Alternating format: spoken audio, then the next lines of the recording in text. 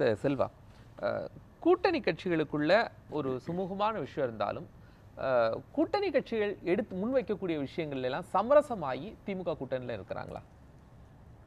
Communist கட்சிகளா இருக்கட்டும், விசிக போன்ற கட்சிகளா இருக்கட்டும், அவங்களுடைய கொள்கைகள், அவங்க மக்களுக்கு கொடுத்த வாக்குறுதிகள் இதெல்லாம் சமரசமாகி கொண்டு திமுக கூட்டணியில இருக்கிறாங்களா அப்படின்னு எடப்பாடி சொல்றாரா? இல்ல, பொதுவா நான் கேட்கிறேன்.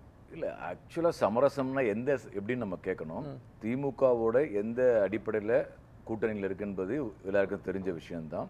ஒன்றிய பாஜக அரசாங்கத்துடைய கொள்கை, மாநில உரிமைகள் பறிப்பு, மதச்சார்பின்மை, இந்த அடிப்படையான விஷயங்களை முன்வைத்து நம்ம இருக்கின்றோம். வேறொரு இடம்னு பார்த்தீங்கன்னா, உழைக்கும் மக்களுடைய வாழ்வாதார பிரச்சனைகள், அது உழைப்பாளர் பிரச்சனையாக இருக்கலாம், விவசாயிகள் பிரச்சனையாக இருக்கலாம், மக்களுடைய குடியிருப்பு பிரச்சனைகளாக இருக்கலாம்.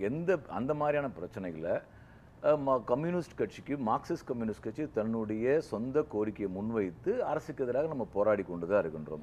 போராட்டம் வீதியில் நடத்தி கொண்டு தான் இருக்கும். எந்த இடத்துல நம்ம காம்ப்ரமைஸ். 2021 கம்யூனிஸ்ட் கட்சிகள் தேர்தல் வாக்குறுதிகள் தனியா கொடுத்திருப்பாங்கல்ல, திமுக கூட்டணி கொடுத்த வாக்குறுதியை தாண்டி கம்யூனிஸ்ட் கட்சிகள் இதை எல்லாத்தையும் இந்த ஆட்சியில நிறைவேற்ற முடிந்ததா? இல்லை, அப்படிப்பட்ட ஒரு மாயெல்லாம் நம்ம கிடையாது. திமுக அரசாங்கம் ஒரு முதலாளித்துவ அரசாங்கம் தான். ஒரு மாநில அரசாங்கம் ஒரு ஒன்றிய அரசாங்கத்துக்கு உட்பட்டு செயல்படும் போது, ஒரு மாநில அரசாங்கத்துக்கு எந்தெந்த வகையில் அவங்க செயல்பட முடியும் பற்றி எங்களுக்கு ஒரு புரிதல் இருக்கு. இன்றைக்கு கூட, நேற்று கூட எங்களுடைய கட்சியில காயின் பண்றீங்க, திமுக ஒரு முதலாளித்துவ அரசாங்கம். உண்மைதான், இதுல என்ன இருக்குன்னு புதுசாக சொல்றோம், உண்மைதான் சொல்றோம். நாங்க பொது உடைமையோடு இணைந்தவர்கள்னு திரு ஸ்டாலின் நேற்றுக்கு தான் பேசுறாரு. அதாவதுங்க, இடதுசாரிகள், கம்யூனிஸ்டுகள் ஒரு அரசை பற்றிய மதிப்பிடிப்பு. நேற்று இந்திய கம்யூனிஸ்ட் கட்சி மாநில மாநாட்டில் எங்களுடைய கட்சியுடைய மாநில செயலாளர் தோழர் சண்முகம் பேசும்போது, இப்போ உதாரணத்துக்கு ஒரு முதலாளித்துவ அரசுன்னு எப்படி சொல்றோன்னு சொன்னா, நீங்க தொழிலாளருடைய உரிமைகள் இருக்குங்களேன், அதுல தொகுப்பூதியம் இருக்குது, மதிப்பூதியம் என்ற உழைப்பு சுரண்டு நடக்கக்கூடிய விஷயமா மாறுகிறது. ஆணவ கொலை தடுப்பு சட்டம்ன்றத நம்ம கேட்குறோம், அதை கொண்டு வருவதற்கு அவங்களுக்கு ஒரு நெருக்கடி இருக்கிறது, அதை கொண்டு வர மாட்டேன்றாங்க, சட்டமன்றத்தில் கொண்டு வர முடியாத முதலமைச்சர் சொல்றாங்க. இப்படியான கருத்தோட்டங்கள் பலதை வைத்து பார்க்கும்போது இந்த அரசாங்கத்தை பற்றி நம்முடைய மதிப்பீடு, ஒரு முதலாளித்துவ அரசாங்கம் சொல்றது கெட்ட வார்த்தை கிடையாது, அது அந்த அடிப்படையில் அவங்க செயல்படுறாங்கன்னு தான் வைக்கிறோம். நம்மை பொறுத்த வரைக்கும் மார்க்சிஸ்ட் சமூக நீதி அரசாங்கமா சமூக நீதி என்பது வேற, முதலாளித்துவம் நீங்க போல. நீங்க சோசியல் ஜஸ்டிஸ் என்ற அடிப்படையில் பல முன்னெடுக்கிறாங்க, பல விஷயம் நம்ம வரவேற்கிறோம். உதாரணத்துக்கு ஒடுக்கப்பட்ட பிற்படுத்தப்பட்ட மக்களுடைய வாழ்க்கையை மேம்படுத்துவதற்காக திமுக பல திட்டங்களை கொண்டு வருது. நீங்க இலவச காலை உணவு கொடுக்குறாங்களா பள்ளிக்கூடத்தில், அது ஒரு முக்கியமான ஒரு முன்னெடுப்பு. நாங்கெல்லாம் அதை வரவேற்கிறோம். ஏன்னா நீங்க தமிழ்நாட்டில் நமக்கு சத்துணவும் இல்லைன்னு வச்சுங்களேன். நானே 10ஆம் கிளாஸ் படிச்சு ஆரோக்கியமாக இருக்க முடியாது. இப்போ காலை உணவு ரொம்ப மிக முக்கியமான விஷயம். இப்படியான நலத்திட்டங்கள் அரசாங்கம் கொண்டு வரும் என்பதெல்லாம் நம்ம வரவேற்கிறோம். அதெல்லாம் சமூக நீதி அடிப்படையில் செயல்படணும் என்பதுதான் நம்முடைய விருப்பம். அதற்காக கோரிக்கை முன்வைக்கிறோம். இப்படி கோரிக்கையை முன்வைக்கும் போது நாம் உழைக்கும் மக்கள் சார்ந்து அல்லது பாதிக்கப்படக்கூடிய மக்கள் சார்ந்து வைக்கக்கூடிய கோரிக்கையிலையோ போராட்டத்தில் நம்ம எந்த விதமான காம்ப்ரமைஸ் பண்ணல. கம்யூனிஸ்ட் கட்சி காம்ப்ரமைஸே ஆகல சார். ஆனால் கம்யூனிஸ்ட் கட்சி மக்களுக்கு கோரிக்கைகள் கொடுத்திருந்தாங்களா? நீங்க தேர்தலில் என்னென்னலாம் எங்களால் நாங்க ஆட்சிக்கு வந்தால் செய்ய முடியும், நாங்க ஆட்சிக்கு வந்தா சொல்லலாம், உங்க கூட்டணி ஆட்சிக்கு வந்தால், உங்க கூட்டணி ஆட்சிக்கு இதுல பொறுத்தவரை இதுல நம்ம அதுல எவ்வளவுதான் நிறைவேற்ற முடிஞ்சது? இந்த அரசிடம் போராடி எவ்வளவு நிறைவேற்ற முடிஞ்சது? எது? இந்த அரசிடம், திமுக அரசிடம் போராடி கம்யூனிஸ்ட் கட்சியுடைய வாக்குறுதிகள் எத்தனை சதவீதம்? கம்யூனிஸ்ட் கட்சி நாங்க தனியா வாக்குறுதி கொடுக்கல பாஸ். இப்போ என்னன்னா, இதை பொறுத்த வரைக்கும், சட்டமன்ற தேர்தலை பொறுத்த வரைக்கும் திமுக கொடுத்த வாக்குறுதிகள் தான். நீங்க எதனா வாக்குறுதி கொடுத்தீங்க, நீங்க கொடுத்த வாக்குறுதி ஏன் நிறைவேற்றல என்பதுதான் நம்ம அரசாங்கத்தை நோக்கி கேட்கின்றோம். அது சொன்ன வாக்குறுதியை நிறைவேற்றுங்கள் சொல்கின்றோம். இப்போ நாங்க ஆட்சி அதிகாரத்தில் தனியா வரப்போற இடத்துல இல்லை, நாங்க அப்படிப்பட்ட ஒரு வாக்குறுதியை கொடுக்கல. இங்கே மிக முக்கியமான பிரச்சனை தமிழ்நாட்டில் நம்ம எதை பார்க்க வேண்டும்னு சொன்னால், உங்கள் தலைப்பிலேருந்து பார்க்கும்போது ஒரு எதிர்கட்சியாக அதிமுக என்னன்னா தோல்வியை அடைஞ்சிருக்குது. பிரச்சனை என்னன்னா, மக்களுடைய அடிப்படை பிரச்சனைகளை எதிர்கட்சி அதிமுகவோ அல்லது அதிமுகவோடு இணைந்திருக்கக்கூடிய கட்சிகளோ மக்கள் பிரச்சனைகளை வீதியில் இறங்கி போராடி இந்த தமிழ்நாடு அரசாங்கத்துக்கு நிர்பந்தம் கொடுக்கக்கூடிய எந்த நடவடிக்கை எடுக்கல. அந்த அத்தனை யார் சுமந்து கொண்டிருக்காருன்னா கம்யூனிஸ்ட் கட்சிகள் சுமந்து கொண்டிருக்கின்றது.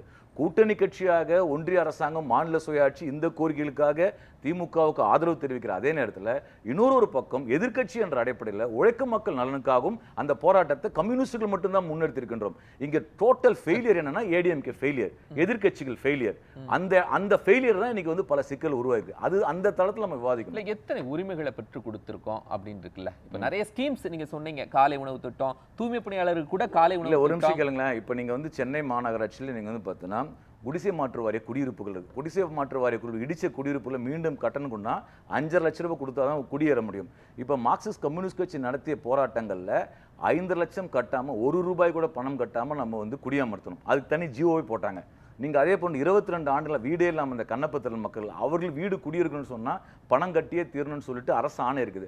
அந்த அரசாணை இருந்தாலும் பணம் கட்ட முடியாதுன்னு சொன்ன பிறகு மீண்டும் சென்னை மாநகராட்சி தீர்மானம் நிறைவேற்றப்பட்டு பணம் கட்டாமல் அவங்க குடிமனை நம்ம வந்து உட்கார வைக்கக்கூடிய வேலையை நம்ம செஞ்சிருக்கணும். இதெல்லாம் அரசாங்க திட்டம். அதே மாதிரி நீங்கள் சாம்சங் போன்ற தொழிலாளர் விஷயங்களை பார்த்தீங்கன்னா பல இடங்களில் தொழிற்சங்க உரிமைகள் பறித்தாலும் அந்த தொழிற்சங்க உரிமைகள் பறிப்பதற்காக போராடி தொழிலாளர் உரிமையை நிலைநாட்ட வச்சுங்க. ஓகே, இதுல இப்போதைக்கு கம்யூனிஸ்ட் கட்சிகள் என்ன செய்யணும்னு நினைத்ததோ அதெல்லாம் கிட்டத்தட்ட இந்த அரசுல செஞ்சு முடிக்கப்பட்டு விட்டதா? என்னெல்லாம் செய்ய வேண்டியது இருக்கு? அப்பெல்லாம் நம்ம சொல்லவே இல்லைங்க. செஞ்சு முடிச்சிச்சு நாங்க சொல்லவே இல்லை. எவ்வளவு செய்ய வேண்டியது இருக்கு? உங்களுடைய கோரிக்கையில என்னெல்லாம் பெண்டிங் இருக்கு? இல்ல நீங்க பெண்டிங் இருக்குன்றது என்னன்னா நாம போராட்டத்தை தான் பெண்டிங் போகுது. ஒரு 2-3 பெண்டிங் இல்ல ஒரே நிமிஷம் எனக்கு நான் கேக்குறேன். அதுதான் இப்போ நீங்க வந்து கார்ப்பரேஷன் ஒர்க்கர்ஸ் ஸ்ட்ரகிள் அடிப்படையா என்ன, நீங்க வந்து பர்மனன்சி பண்ண மாட்டோம், உழைப்பு சுரண்டல் இங்க நடக்குது. அது ஒண்ணு வேற விஷயம் சொல்லுங்க. இல்ல நீங்க என்ன எதிர்பார்ப்பு சொல்லுங்க, நான் அதுக்கு இருக்கா இல்லன்னு சொல்றேன். இல்ல நீங்க மக்களுக்கு நீங்க தினசரி நீங்க பாத்தீங்கன்னா நாங்க இப்போ நீங்க எங்களுடைய மாநில செயலாளர் போராட்டம் பண்ண செங்கல்பட்டுல சிறிதா ஒரு நிலம், அந்த நிலத்தை வந்து மீட்டு கொடுக்கணும், நீதிமன்றமே ஆணையம் போடுச்சு நிலத்தை மீட்டு கொடுக்குன்னு சொல்லிட்டு போராட்டம் நடத்துறோம். இன்னும் நடக்கல, வாக்குறுதி கொடுத்துருக்காங்க. கோயம்புத்தூர்ல அதான் கேட்டேன் என்னென்ன பிரச்சனைகள் தான் கேட்டேன். பிரச்சனைனா பட்டியலிட்டே பண்ணும். பிரச்சனை இல்லாத இருக்கா? என்ன பிரச்சனை இல்லாம இருக்கு சொல்லுங்க. எல்லாருக்கும் தான் பிரச்சனை இருக்கு. பிரச்சனை இருந்துட்டு தான் இருக்குது. பிரச்சனை இப்போ கோயம்புத்தூர்ல பாரதிதாசன் பல்கலைக்கழகத்துக்காக நிலத்தை கொடுத்தவர்களுக்கு கிட்டத்தட்ட 400 கோடி ரூபாய் பாக்கி இருக்கு. அந்த மக்கள் கொடுக்கல. காலை முதல் மாலை வரை கோயம்புத்தூர் மாவட்ட ஆட்சியர் அலுவலகத்தை முற்றுகையிட்டு என் கட்சியின் மாநில செயலாளர் தலைமையில் போராட்டம் நடந்திருக்கு. இது என்னோட ஸ்டேட் செக்ரட்டரி மட்டும் சொல்றேன். ஆணவ படுகொலை நடந்து கொண்டே இருக்குது. அப்ப ஆணவ படுகொலை தடுப்பதற்கான சட்டம் கொண்டு வரணும்னு சொல்லிட்டு சட்டமன்றத்தில் நம்ம கேட்கிறோம். தெருவில் இறங்கி போராட்டம் இருக்கும். அதை கொண்டு வரும். அதே போன்ற இன்னைக்கு வந்து ஆனா இதெல்லாம் ஸ்டாலின் என்ன சொல்றாருன்னா, போலி செய்திகள் இப்படி நிறைய பரப்பினாலும் எங்களுடைய ஒற்றுமை என்ன பண்ண முடியாது, சிதைக்க முடியாது அப்படின்னு சொல்றாங்க. இல்ல நீங்க வந்து அந்த லைனை மட்டும் எடுத்துக்கிறீங்க. அவர் அதே நேரத்தில் பல கூட்டங்கள்ல பேசுறாரு. இதை எப்படி புரிஞ்சுக்கிறது? போலி செய்திகள் நிறைய பரப்பினாலும் எங்களுடைய ஒற்றுமை அப்படின்னா இதெல்லாம் போலி செய்தின்னு அவர் சொல்றாரா? அது அவர்கிட்ட தான் கேட்கணும். ஆனா அவரு என்ன சொல்றாரு? இல்ல உங்க மேடையில தான் சொல்றாரு. உங்க மேடையில தான் சொல்றாரு. நான் உட்காந்துட்டு தான் இருக்கேன். நீங்க அந்த லைன் எடுக்கிறீங்க. அதுக்கு முன்னாடி இருக்க லைன் நான் சொல்றேன் கேளுங்க. கம்யூனிஸ்டுகளுக்கு வந்து கோரிக்கைகள், பல கோரிக்கைகள், மாற்று கோரிக்கைகள் இருக்கின்றது. அந்த அரசாங்கத்தை எதிர்த்து தொடர்ந்து போராடி கொண்டிருக்கிறார்கள். நான் தீக்க தினமும் படிச்சுட்டு இருக்கிறேன். இவங்க கோரிக்கை எல்லாம் தெரிஞ்சிட்டு இருக்கு. என்னால முடிஞ்ச விஷயத்தை பண்ணிட்டே இருக்கிறோம். தோழருடைய கோரிக்கை முழுசா நிறைவேற்றின்னு சொல்ல முடியாது. அவங்க கோரிக்கை வைத்துக் கொண்டே இருக்கிறார்கள். அந்த கோரிக்கைகளுக்கு செவிசாய்க்கக்கூடிய அரசாக நாங்கள் இருப்போம் என்னதான் அவர் சொல்லியிருக்காரு. அதையும் நம்ம கவனத்தில் கொள்ளணும். இப்போ நீங்க வந்து ஆசிரியர்கள் எல்லாமே பார்த்தீங்கன்னா ஒப்பந்தம் பண்ணியாச்சு. கிட்டத்தட்ட நீங்க தமிழ்நாட்டில் மிக முக்கியமான பிரச்சனைனா இந்த நியூ லிபரல் பாலிசி காரணமாக பணி நிரந்தரம் என்பது இல்லாம 12,000, 13,000, 14,000, 15,000 இந்த அளவுல தான் பார்த்தீங்கன்னா சம்பளம் வாங்கக்கூடிய ஒரு சூழல் இருக்கு. அப்ப இந்த உழைப்பு சுரண்டல் இருக்கு இல்லையா, அது வந்து இந்த அரசாங்கம் தடுத்து நிறுத்தப்பட வேண்டும். எப்படி சமூக நீதி அடிப்படையில் இந்த தமிழ்நாடு அரசாங்கம் பேசுகிறதோ அதே போன்று ஒன்றிய அரசினுடைய பொருளாதார கொள்கையை எதிர்கொண்டு தமிழ்நாடு அரசாங்கம் தமிழ்நாட்டு மக்களுடைய வாழ்வாதாரத்தை, அவங்களுடைய வேலை வாய்ப்பை, அவங்களுடைய பணி அரசுடைய கொள்கைங்கிறது தான் தனியார் மயம். அது கிட்டத்தட்ட திமுக ஏற்றுக்கொண்டு தானே செயல்படுத்தி. அதுதாங்க நான் சொல்றேன். அதுக்கு பதிலா நீங்க ஆல்டர்னேட்டிவ் பாலிசி உருவாக்கணும்னு சொல்றோம். நம்ம கவர்மெண்ட் டிஎம்கே கவர்மெண்ட் நம்ம சொல்றது ஒன்றிய அரசாங்கம் வஞ்சிக்கிறது வேலை தான் பண்ணுது. ஒன்றிய அரசாங்கம் முழுக்க பார்த்தீங்கன்னா இன்னைக்கு வந்து பணி நிரந்தரம் என்பது ஒழிச்சது பிஜேபி அரசாங்கம் தான். இருக்கக்கூடிய தொழிலாளர் சட்டங்களையும் பறிச்சு கொண்டு இருக்கின்றது. எவ்வளவுக்கு எவ்வளவு கார்பரேட்டுக்கு வந்து இந்திய நாட்டு மக்களோட உழைப்பை வந்து அடிமாட்டு வேலை விற்க முடியுமோ அந்த வேலையை வந்து மோடி அரசாங்கம் முன்னெடுத்து கொண்டிருக்கிறாங்க. அப்படிப்பட்ட ஒரு சூழல்ல தமிழ்நாடு அரசாங்கம் நாம் நம்முடைய மாநில அரசுக்கு உட்பட்டு எப்படி எதிர்கொள்ள வேண்டும் என்பதை திமுக அரசாங்கம் யோசிக்க வேண்டும். அந்த படியில் முன்னேற வேண்டும். எடப்பாடி பழனிசாமி சொல்றாரு. இப்போ இதெல்லாம் உங்களுடைய வலிமையான கோரிக்கைகள். இதுதானே எடப்பாடி பழனிசாமி திருமிகு எடப்பாடி பழனிசாமி சொல்றது சார். அவரு வந்து அதிமுக கட்சி, ஒரு நிமிஷம் கேளுங்க, திருமிகு செல்வி ஜெயலலிதா அவர்கள் அவருக்கு இருந்த அடிப்படையில் இப்போ ஏடிஎம்கே இல்லை, பல குரூப்பாக உடஞ்சு போயிட்டு இருக்கு. ஏடிஎம்கே கட்சியை காப்பாற்றவே முடியாத ஒரு சூழல் இருக்காரு. அந்த கட்சி உண்மையிலே இருந்ததுன்னா ஸ்டேட்மெண்ட் கொடுக்கறதுல மக்கள் பிரச்சனைக்காக இறங்கி போராடிக்கணும். இப்போ ஸ்மார்ட் மீட்டர் ஸ்கீம் வந்து என்னன்னா இப்போ தமிழ்நாடு அரசாங்கம் அமுல்படுத்தணும்னா இவங்களுடைய அதிமுகவோட கொள்கை நிலைப்பாடு சொல்லுங்க எனக்கு.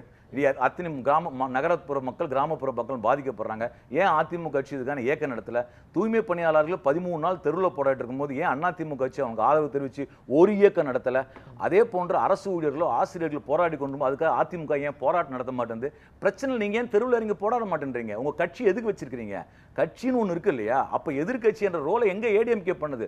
ஏடிஎம்கே என்பது எதிர்கட்சியா செயல்படாதது தோல்வியை தான் ஒட்டு மொத்தத்தையும் சுமந்து கொண்டு கம்யூனிஸ்டுகள் மட்டும்தான் செயலாற்றி கொண்டிருக்கின்றோம். இல்ல அவர் சொன்னது ஃபேக்சுவலா என்ன இருக்கு அப்படின்னு சொல்றாரு. அதிமுக சொல்றது போராட்டத்துல வரதெல்லாம் தாண்டி இந்த பிரச்சனைகள்லாம் கூட்டணி கட்சிகளுக்கு இருக்கு.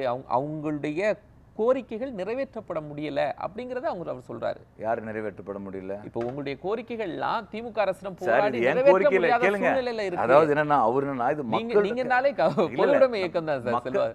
இல்ல, மக்களின் கோரிக்கைகளை திமுக அரசாங்கம் நிறைவேற்றலன்னு சொல்லிட்டு அமைதியா கையை கட்டிட்டு ஏன் எடப்பாடி உட்கார்ந்துட்டு இருக்கான்ற? அவர் போராடவே இல்லைங்கிறீங்களா? சட்டமன்றத்துக்குள்ள கேட்கலங்கிறீங்களா?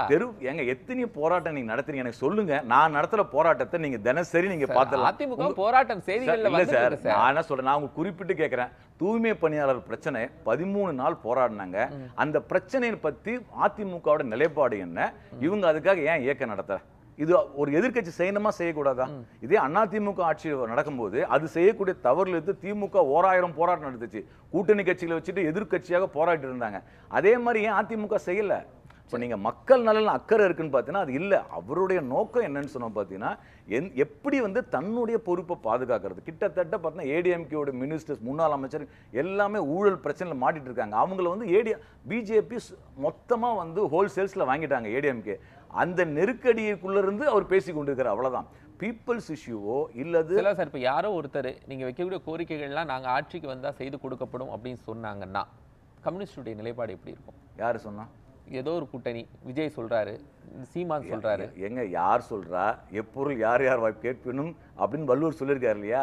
அவங்க சொல்றது என்ன, அவங்க நிலைப்பாடு என்ன, பலது இருக்குல்ல, அவங்களோட கடந்து வந்த பாதைகள் என்ன, இதெல்லாம் இருக்குல்ல. வெறும் வந்து நீங்க சொல்றதுனால நம்பிட முடியுமா? ஸ்டாலின் சொன்னா நம்புவீங்க? ஸ்டாலின் சொல்லி என்ன நம்பிட்டோம் உட்கார்ந்து? இல்ல 2021ல சொன்னார் இல்லையா, நிரந்தரமாக்கப்படும் நாங்க ஆட்சிக்கு வந்தா அப்படின்னு. அது செய்யல. அதுக்கு பிறகு நீங்க நம்பி இருக்கிறீங்க? நம்பி இல்ல, நீங்க வந்து போராடி கொண்டிருக்கின்றோம், களத்துல போராடிட்டு இருக்கோம். 2006க்கு பிறகும் களத்துல போராடி கொண்டு ஏங்க இது என்னங்க, இது மாற்றம் நடந்துருமாங்க? ஒரு ஏரியாவுல ஒரு ஓகே முடியாதுன்னு சொல்லிட்டாங்கல்ல. எது முடியாதுன்னு சொல்லிட்டாங்க? இப்போதைக்கு 6 ஸ்கீம்ஸ் கொடுத்துட்டோம். இந்த ஸ்கீம்ஸே அவங்களுடைய வெல்ஃபேருக்கு. சார், நாளைக்கு மதுரையில போராட்டம் நடக்குது சார் கார்பரேஷன்ல. இப்போ நாங்க அந்த பிரச்சனை ரோட்ல நின்று போராடிட்டு இருக்கோம். போலீஸ் அடிச்சா போய் நின்று கூட நின்று போராடிட்டு இருக்கோம். அதனால என்னன்னா, கோரிக்கைகள் நிறைவேறாத வரை திமுக அரசாங்கம், எந்த அரசாங்கம் இருந்தாலும் சரி, நீங்க அதை வந்து மழுப்புனீங்கன்னா போராட்டம் நடந்துட்டு தான் இருக்குங்க. கோரிக்கை நிறைவேறாத வரை உழைக்கும் வர்க்கம் போராடும். ஆனால் நீங்க வந்து நிறைவேற்றின்னு யார் சொன்னாலும் எப்படி ஏத்துக்க முடியும்? அது முதலமைச்சர் சொன்னாலும் சரி, அரசாங்கம் சொன்னாலும் சரி, அதை எப்படி ஏத்துக்க முடியும்?